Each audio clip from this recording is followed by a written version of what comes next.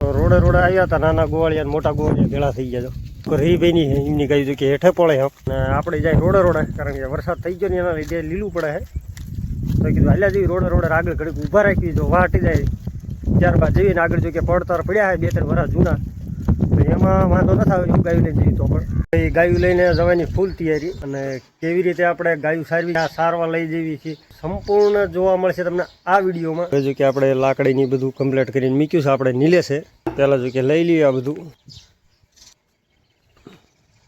આવું નથી ને ગાયું નીલે તો ભલે નિલેશને જો કે ગાયુંમાં આવવાનું પૂછ્યું તો ના પડે છે ને આજ નિલેશને જો મજા નથી તો નિશાળ પણ નથી ગયો કા નીલે શું થાય હે તાવ આવે હે તાવ આવે હાલો તો માવડી જો લાકડી લેતા હતા આમ જો વહી આવી નીલે ઓલો વાડો ખોલી નાખી જા હો ફટાફટ એ વાડો ખોલી નાખ હું આ વાડો ખોલી નાખું હાલો એને જરાય વાર નથી લગાડી અને મહારાજ કંઈક સડ્યા વરસાદ મહારાજ કાલ પણ આપણે ઘાણી કરી હતી અને આજ પણ ઘાણી કરશે એવું લાગે હલો માવડી હાલો છૂટી એવું કાલ પણ ઘાણી કરી હતી વરસાદે ને આજ પણ ઘાણી કરશે એવું લાગે છે પડખેના વાડામાં હજી ગાયું બાંધી છે કે છોડે છે એ કંઈ નક્કી નથી થતું હા અને જો યાર ગાઈને આજ તો જો કે રાતની ધરીને આવીને બીજી જઈ જો હમી બેઠી એટલે કે રાતે શરીને આવી છે અને સવારમાં આવીને બેઠી હવે શ્રી કૃષ્ણનું નામ લઈને આજ તો ગાયું લઈને નીકળી જાય પણ વરસાદ સામે વધારે લાગે જો ઇન્ક્યોરી જે સાઈડે આપણે જવાનું એ સાઈડે વધારે સીડ્યો છે વરસાદ તો ગાયુંવાળા પણ જો લાંબા લાંબા હાલ્યા જાય છે આગળ જો કે રાજુની ગાયું જાય છે એના આગળ જો કે 2 જીરા વહી ગયા છે બીજા બધા વાય જ છે એટલે થોડી લાકડી વાગે છે એ વરસાદ ચાલુ થઈ ગયો અત્યારમાં જો કે 9 થી 8:30ના ગાળામાં અથવા 9 થી 10ના ગાળામાં જે વરસાદ ચાલુ થાય તો એ વરસાદ ગામડામાં બધા લોકોને નડતર ઊભી થાય છે કારણ એનું એ હોય છે કે પશુપાલક પોતાના પશુને લઈને માલધારીઓ ચારવા જાય તો ત્યાં ખડમાં જો કે પાણી અતારમાં જ ભરાઈ જાય ખેતીમાં કામ કરનારા ખેડૂત હોય તો એમની માટે પણ સમસ્યા થોડીક વધી જાય કારણ કે બરાબર એ પણ કામ કરવા ગયા હોય ને ઉપર જો કે નીંદવાનું ને એવું કામકાજ ચાલુ હોય ખાસ કરીને ચોમાસામાં તો એ કામ પણ આ વરસાદના લીધે બગડી જાય તો આવી સમસ્યા છે જો આપણે કંઈક આવા માર્ગે સીડ્યા છીએ ને આવા માર્ગે ખાસ કરીને ઉઘાડા પગ્યા ના હાલી છીએ ખાસ કરીને વરસાદમાં કારણ એનું એ થાય કે વરસાદ જે આવા પાણી ભરેલા ખાડા હોય એમાંથી હાલવી એટલે પાક પડી જાય પગમાં એટલે કે આપણા પગ પણ પાકી શકે આંગળીઓ પણ પાકી શકે તો એ વાતનું પણ ધ્યાન રાખવું પડે આપણે જો કે બૂટ જ વાપરીશું કાંઈ પગમાં આ ટાઈપના હવે જેવી આગળ જો કે આ માવડિયું ક્યાં લઈ જાય છે એમનું મન ક્યાં થાય છે સરવાનું જો એમને સીધું જવું હોય તો આપણે સીધા જઈશું અને એમને આમ શ્રાવણમાના મંદિર બાજુ જવું હોય તો તે બાજુ લઈ જઈશું તો આગળથી 2 રસ્તા થાય તો આગળ જઈને નક્કી થાય આવું છે આટલો વરસાદ થઈ ગયો તો છતાંય કોયલ બોલો બંધ થઈ જાય તો આપણે ઠેઠ પગી ગયા અલરમાં જ્યાં 2 રસ્તા થાય છે એક આમ ને એક આમ તો હવે જોવી માવડિયું કઈ બાજુ જાય છે આમ જાય છે કે પછી આમ રોડ બાજુ વાલી જાય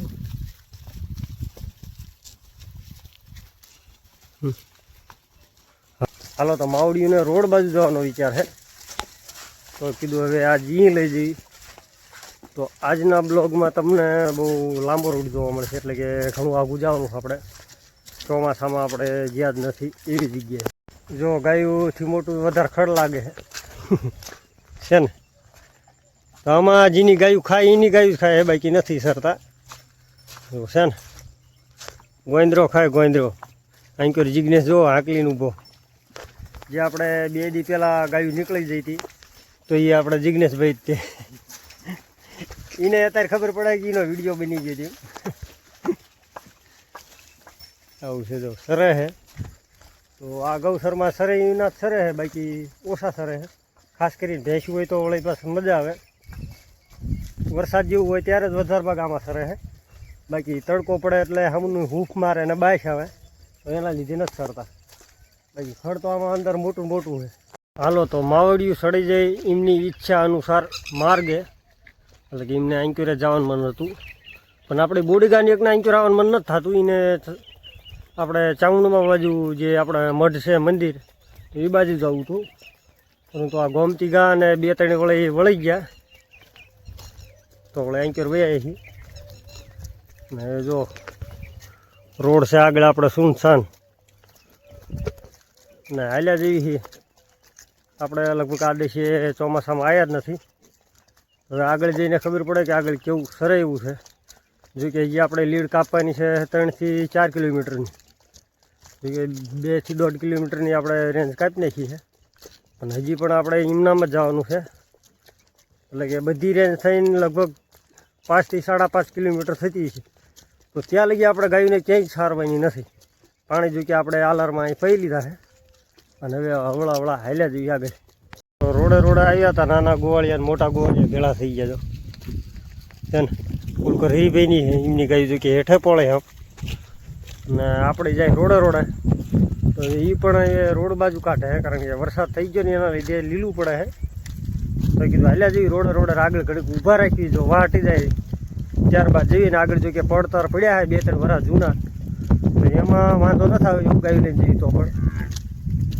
તો આવો વિચાર કર્યો છે હાલ. આજ અત્યારમાં વરસાદ પડી ગયો એના લીધે આ બધું થયું. ચાલો તો અત્યારે લગી ગાયોને ક્યાંય સારી નથી. જો સેટ પગી જાય છે આપણા સીમાડે, જે સામે આ પુલિયો દેખાય તો એથી ઉલકોર આપણી સીમ નથી, જે સામે પડખે બીજું ગામ છે તો અહીંયાની સીમ લાગુ પડે. આપણે વળી જવાનું છે અહીંથી. માર્ગ બધો તૂટેલો છે, ગાયું લપટી પડે ને હો વિશાલ, નહીં આવું છે બધું. માર્ગ જો કે ખતરો કા ખિલાડી ગયો છે ને આગળ જો કે બીજા ગાયુંવાળા છે, આગળ જો કે બીજા ગામનો શેરો જાય છે. અમે હમો રસ્તે તો ભાઈ આયા એ વસૂલ થાય એવું લાગે છે કે 5 થી 5.5 કિલોમીટરનું અંતર કાપીને આવ્યા છીએ આપણે. જો ગાયું હાલી આવી કંઈક આમાં કંઈક આ રીતનું ખડ છે, પણ ઘડીક ભાગશે આમાં. જો કે હામા શેઠે નહીં જાય ત્યાં લગી ગાયું શાંતિથી પહોંચશે નહીં, અને હામા શેઠે જઈને વળી પાછા પડશે પછી શાંતિથી પહોંચશે. અને આજ આકલો મારવાનો થતો નથી, જવા દીધું તો આ ટાઈપ પોળે છે બધી માવડીયું. 2 ગોળ જો કે મારે ને આપણે વચમાં હજી 1 ગોળ, તો 4 ગોળ ટોટલ આવ્યા છીએ. આપણી ગાયું છે સામે ગધેડા બેઠા છે ખેતરુમાં, આમ પણ છે જો જાય આમ પણ ઊભા છે. તો આવો સીન છે ને જો આવું સરવા છે ગાયુંને. જો કે આ ખરાડ જેવું છે અત્યારે હાલ, એના લીધે આવું કંઈક સરે એવું થયું છે, એટલે કે અંદર સારે એવું થયું છે. બાકી આ પડતર લગભગ 4-5 વર્ષથી નથી પડ્યું હોય. પહેલાં જો કે આના બાવળિયા પણ ઉખાડવામાં આવ્યા, જો આપ જોઈ શકો આ બધા ઉખાડેલા પડ્યા છે, અને હવે ફરીથી બાવળ ઉગી ગયા આમાં. પણ માવડીને સરે એવું સારું હોય આ રીતનું ખડ છે. જો એ હરીભાઈ ઝાડ હેઠ ઊભા રહી ગયા છે, પાગડો બાગડો બાંધે. તો જોધાભાઈની કોમેન્ટ આવી હતી કે ભાઈ તમારી શું જાતિ શું અટક. તો ભાઈ આપણે હિન્દુ છીએ એમાં જ આપણે ગર્વ રાખવો પડે, અને જાતિમાં કેવી એટલે આપણે ભરવાડ છીએ, અને અટક ગણીએ તો આપણે મીર આવી છીએ, ભરવાડમાં મીર અટકમાંથી. અને નિલેશભાઈની પણ કોમેન્ટ આવી હતી કે ભાઈ તમારે શું ફેસબુક અને યુટ્યુબ મોનિટાઈઝ થઈ ગયું. તો હા ભાઈ, ફેસબુક અને યુટ્યુબ બંને મોનિટાઈઝ થઈ ગયું છે. આપણે લગભગ આપણે 1-2 મહિના જેવું થઈ ગયું છે. તો પહેલો કોમેન્ટ આપણે હવે ટૂંક સમયમાં જ પડવાનો હોય. આપણે નરેશભાઈ ભાલિયાની પણ કોમેન્ટ આવી હતી કે ભાઈ તમે કેટલા સગા ભાઈ.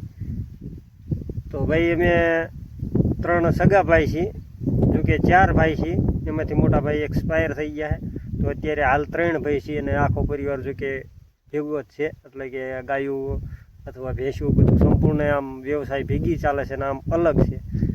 તો આપણે હાલ મેં સગા ભાઈ 3 છીએ, પડખે જ રહેવી છીએ. બાકી બધો ધંધો આપણો બધો ટોટલ ભેળો જ છે, માલ ઢોરનો થયો. એટલે અલ્પેશભાઈની પણ કોમેન્ટ આવી હતી કે ભાઈ તમે મિલ્કિંગ વિડીયો બનાવો. અને મિલ્કિંગ વિડીયો બનાવવામાં અત્યારે હાલ એવું છે કે દૂધ ઓછું છે, અને જો કે ટાઈમસર એટલે આપણે થોડુંક અંધારું પડી જાય, તો એના લીધે આપણે મિલ્કિંગ વિડીયો ઓછો જ બનાવી છીએ.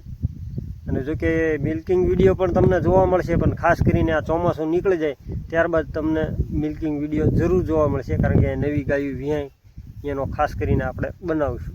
અને જયદીપભાઈની પણ કોમેન્ટ આવી હતી કે શું ભાઈ તમારા નેહડામાં ઘેટા બકરા છે? તો ભાઈ હાલ અમારા નેહડામાં જો કે ઘેટા બકરા નથી, ફક્ત ગાયું અને ભેંસું જ છે, ઘેટા બકરા નથી. જો કે પહેલાં હતા ઘણા વર્ષો પહેલાં, આજથી લગભગ 10 થી 15 વર્ષો પહેલાં. ત્યારબાદ જો કે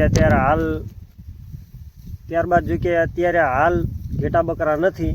અને એક ખાલી મેલડીમાંનો બોકડો છે આપણા ગામમાં, એ માનતાનો જો કે રમતો મેલેલો છે. બાકી હાલ અત્યારે આપણે ઘેટા બકરા નથી. અને ઘણા ભાઈઓને એવું પણ લાગતું છે કે ભાઈ કોમેન્ટનો રિપ્લાય આપણે વિડીયોમાં નથી આપતા.